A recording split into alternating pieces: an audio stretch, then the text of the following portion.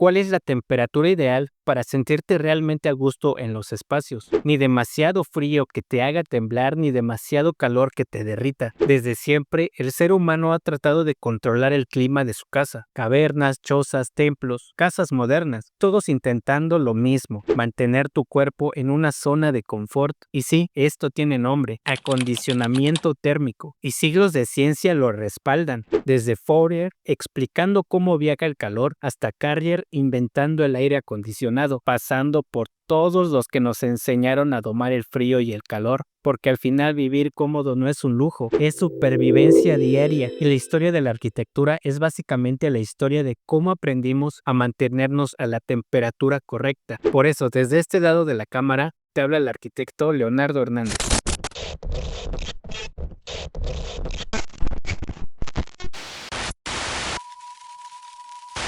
No necesitas un doctorado en física para entender cómo funciona la termodinámica. La termodinámica dice que el calor siempre va de donde hay más a donde hay menos. O en palabras simples, si afuera hace calor, necesitamos evitar que entre ese calor. O bien, si afuera hace frío, necesitamos contener el calor que ya hay dentro.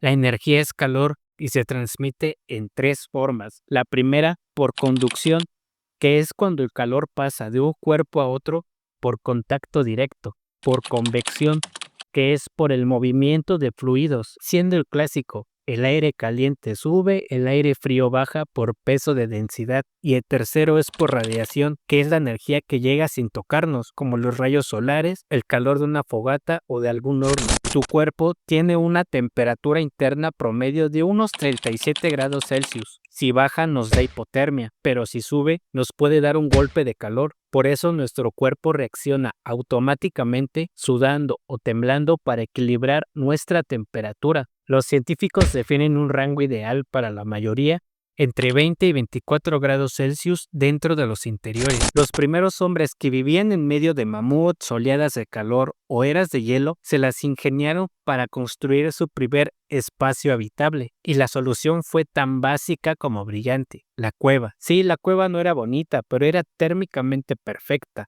Luego, con el fuego, el ser humano dio un salto y aprendió a generar calor a voluntad. Aparecieron las chozas, cabañas, casas de ramas, pieles y lodo, todo adaptado a cada clima. Y así, sin saberlo, los humanos diseñaban según el entorno. Mantener el cuerpo estable en temperatura era la diferencia entre vivir o morir. Después de miles de años de vivir con lo que había, el ser humano se puso ambicioso. Así comienza una nueva etapa, donde el confort térmico ya no era solo instinto, sino una estrategia civilizatoria. En Mesopotamia, el barro recocido al sol fue el material por excelencia: simple, abundante y milagrosamente térmico. Y si a eso le sumamos técnicas como el almacenamiento de agua pluvial, empezamos a poder entender cómo domaban el clima. En Egipto el enfoque era más brutalista: muros gigantes de piedra caliza, templos oscuros, techos altísimos y entradas filtradas por pasillos en sombra.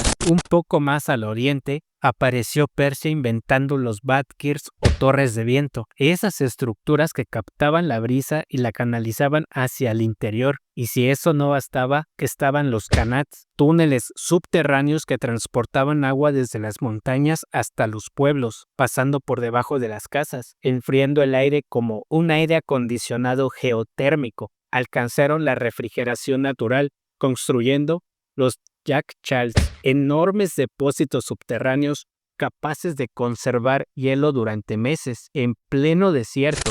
Grecia orientaba los templos con precisión solar. Sabían cuándo entraba el sol, cuánto duraba y cómo proyectar su sombra. Empédocles ya hablaba de los 4 elementos como agentes de cambio, influyendo en la manera de concebir los espacios. Aristóteles llegó a describir cómo el aire caliente tiende a ascender y el frío a descender, pero el gran imperio romano impresionó a medio planeta mientras lo conquistaba. Las domus se diseñaban con compluvium e impluvium y atrios abiertos que permitían captar agua de lluvia. controlar la ventilación y la luz solar, pero quizá la mayor innovación en temas térmicos fueron los hipocaustos, un sistema de calefacción bajo el piso impulsada por un horno. Tras la caída del Imperio Romano, Europa entró en una nueva etapa, en los castillos medievales construidos principalmente en piedra maciza. La masa térmica era enorme, eso significaba que las murallas protegían del calor en verano, pero en invierno el frío se acumulaba generando espacios heladísimos. Por eso la vida cotidiana giraba alrededor del fuego, siendo la única defensa contra el frío. Con el tiempo surgió una innovación fundamental, las chimeneas, volviéndose el centro de toda vida social, familiar y de comunidad dentro de los castillos europeos. En el mundo árabe islámico medieval, la herencia grecorromana se desarrolló y diseñaron aljibes, badkirs, las mashrabillas, qanats y finalmente los materiales eran la clave. Ya en la Edad Moderna y después de siglos construyendo como si el frío fuera parte de la penitencia, Europa volvió a abrir las puertas al conocimiento y a la ciencia, y con él la obsesión por recuperar el conocimiento antiguo, y la ciencia de la termodinámica empezaba a tomar forma. En 1600, William Gilbert estudia el calor y el magnetismo, y hacia 1760, Joseph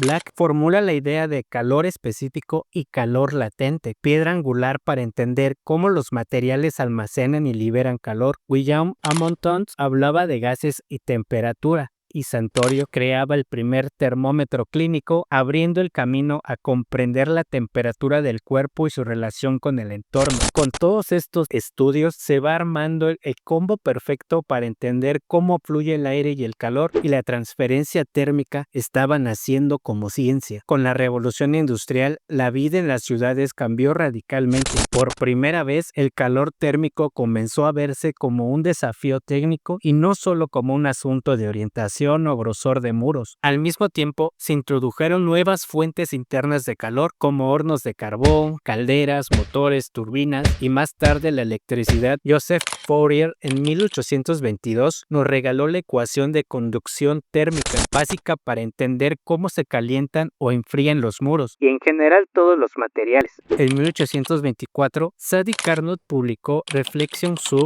les forces motrices de feu, algo así, Réflexion sur la force motrice du feu, donde estudió la potencia motriz del fuego, es decir, la capacidad del calor para generar movimiento. Pero fue hasta 1850 cuando Rudolf Clausius bautizó oficialmente el campo como termodinámica, del griego therme y dynamics. William Thomson, alias Lord Kelvin, definió la escala absoluta de la temperatura, y cuando todo estaba listo, William Carrier en 1902 diseñó el primer sistema moderno de aire acondicionado, siendo la excusa perfecta para ignorar el clima en el diseño, provocando que los arquitectos dejaran de pensar en las soluciones pasivas. Si ya existía una máquina que arreglaba el clima interior, ¿para qué diseñar con el clima en mente?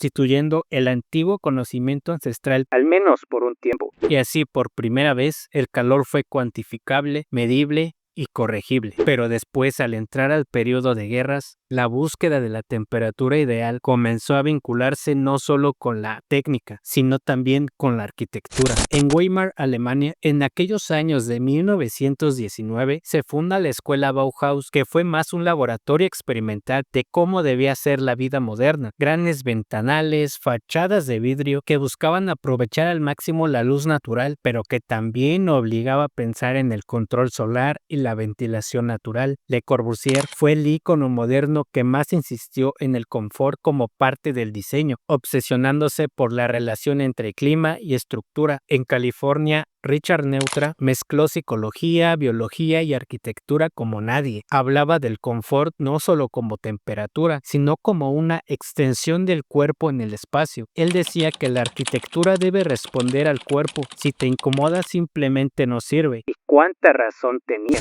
Entender cómo responde el cuerpo frente al ambiente fue clave para definir lo que hoy llamamos confort térmico. Adolf Quetelet introdujo el concepto de hombre medio. Su idea influyó en los futuros estándares del confort. Max von Pettenkofer estudió la calidad de aire en interiores, la humedad y la concentración de CO2 como factores de salud. Estos primeros estudios dieron la pauta. No bastaba con medir grados Celsius en un espacio, había que medir cómo el cuerpo los percibía y cómo respondía a las condiciones térmicas de cada espacio. Y cuando los escombros se convirtieron en ciudades de nuevo, la arquitectura no tenía tiempo para el ornamento y la arquitectura se volvió funcional por necesidad. El funcionalismo no era bonito, pero tampoco quería serlo. Solo pedía cumplir su función estructural y espacial, sin dramas, nada de molduras, nada de ornamentos. Los sistemas activos trajeron comodidad, pero también abrieron la puerta a la dependencia tecnológica. Por fin se reconocía que el usuario no era un robot. En 1963, Victor Olgiay lanza su legendario libro Design with Climate. La arquitectura debe empezar con el clima, punto. Fue el primero en traducir el lenguaje de la arquitectura a la arquitectura cotidiana. El brutalismo tenía un plan concreto expuesto, sin acabados, pero con su enorme masa térmica tenían la capacidad de absorber calor durante el día y liberarlo por la noche. Críticos como Rainer Benham en The Architecture of the Well-Tempered Environment señalaron cómo estos experimentos mostraban que el brutalismo estaba comprometido con la búsqueda de un ambiente térmicamente confortable en diálogo con la tecnología, pero la realidad es que muchas veces se necesitaba completar con sistemas activos.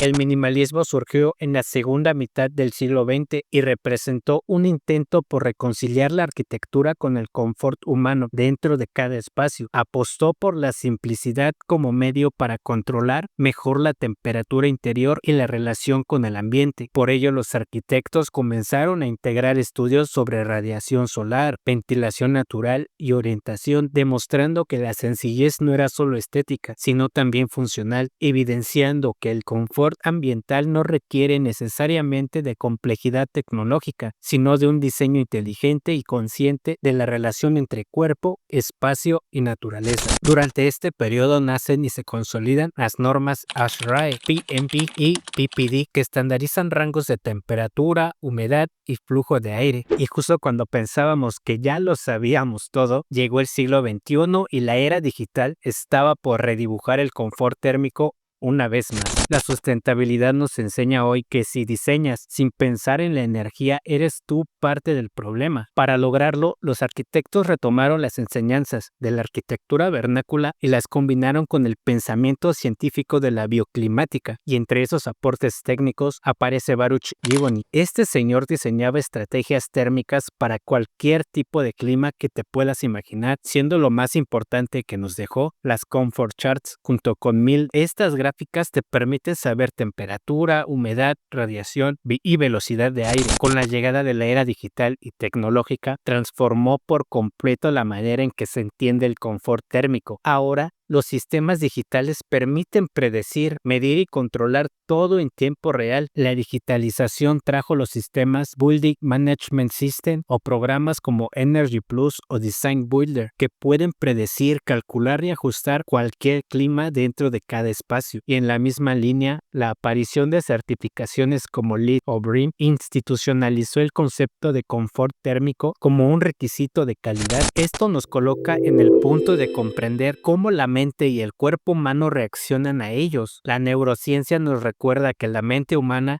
también construye su propia idea de temperatura y los colores son los primeros emisores de esa percepción. La luz cálida, neutra o fría, el tamaño de los espacios o incluso el sonido. Lo fascinante es que todos estos estímulos se combinan en el cerebro y crean su propia experiencia térmica. Al mirar hacia el futuro, la relación entre la arquitectura y la temperatura se vuelve aún más fascinante y desafiante. La crisis climática global plantea escenarios extremos, olas de calor, inviernos predecibles, humedad creciente en algunas regiones y sequías severas en otras. En este horizonte, la arquitectura se convierte en un aliado de la vida, capaz de ofrecer refugio térmico, emocional y humano en medio de un planeta cambiante. Somos seres frágiles, no toleramos el frío ni el calor por mucho tiempo. El viento nos corta, la lluvia nos enferma, el sol también nos quema y sin embargo aquí estamos levantando refugios desde hace miles de años para existir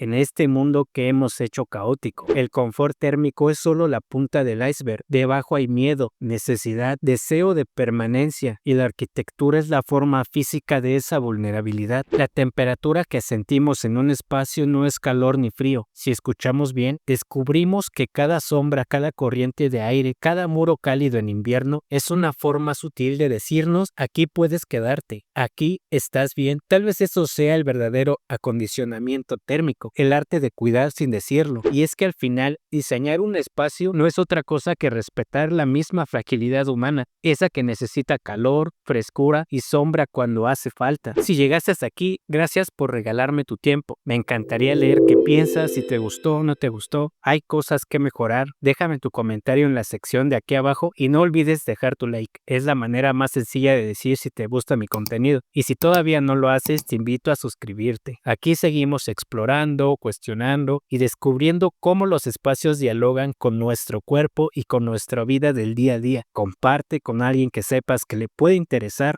Y hasta el próximo video. Y recuerda que los muros no hablan, pero tu cuerpo sí. Vas a sudar, vas a temblar y te enfermarás cuando sientas que el espacio no está hecho para ti. Cambio y fuera.